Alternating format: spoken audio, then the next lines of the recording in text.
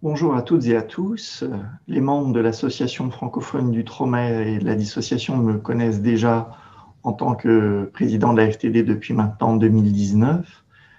Pour me présenter aux autres, je suis psychologue clinicien, psychothérapeute, chargé de cours à l'Université Paris 5, à l'Université de Lorraine à Metz et à l'École des psychologues praticiens à Paris.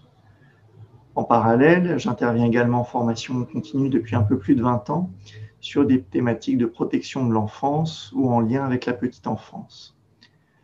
Mon parcours professionnel en tant que psychologue m'a amené à travailler à la fois à l'aide sociale à l'enfance, en foyer d'accueil d'urgence et en milieu associatif dans une consultation d'orientation spécialisée pour adolescents, préadolescents, mais aussi en structure d'accueil en protection maternelle et infantile auprès de tout petits. Et depuis un peu plus de 15 ans, j'exerce en libéral comme psychothérapeute, essentiellement auprès d'adultes.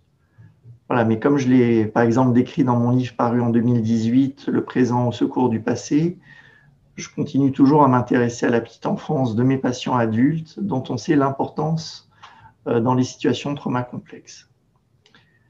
Alors la thématique des violences sexuelles au regard de la dissociation qui nous réunira en mars prochain m'amène à revisiter une grande partie de mon parcours professionnel. En effet, si la dissociation s'entend généralement à un niveau intrapsychique, interpersonnel, dans des situations traumatiques, j'ai pu m'interroger à de maintes reprises sur une dimension plus universelle de cette notion. Je n'aurai que l'embarras du choix pour vous donner des exemples. Maintenant, élargir le champ de la discussion théorique et clinique à propos de la dissociation sur un plan collectif ou culturel est assez rare. Et sinon, comment expliquer les freins centenaires empêchant de considérer ces violences comme une évidence? Et surtout à reconnaître encore aujourd'hui leurs conséquences, notamment psychologiques. Ne serait-ce à nous actuellement qu'au stade du recueil des témoignages des victimes. Et là, de la même manière qu'on s'est beaucoup intéressé aux troubles dissociatifs chez l'adulte, assez peu chez l'enfant et encore moins chez le tout petit, on constate donc que la dissociation n'est quasiment pas abordée à un niveau groupal, sociétal.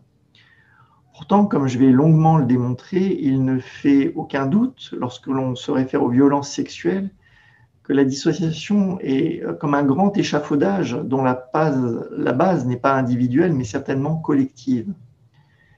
Et malheureusement, il n'est pas évident que notre société soit arrivée au stade où l'on aura arrêté de confondre agresseurs et victimes, au stade où le silence ne retombera plus sur le sujet des violences sexuelles, quelle que soit leur nature, même sur les personnes ou les mineurs handicapés. Autrement dit, même si ce grand échafaudage commence à vaciller, faute de suffisamment le reconnaître et comprendre les bases qui le soutiennent, il risque de longtemps encore rester en place en nous empêchant de voir, de réaliser l'ampleur du chantier qu'il nous reste à terminer pour aider, soutenir les victimes des violences sexuelles. Un chantier auquel je vous invite à nous rejoindre à l'occasion de cette 5e journée de conférence organisée par la FTD. À très bientôt, j'espère.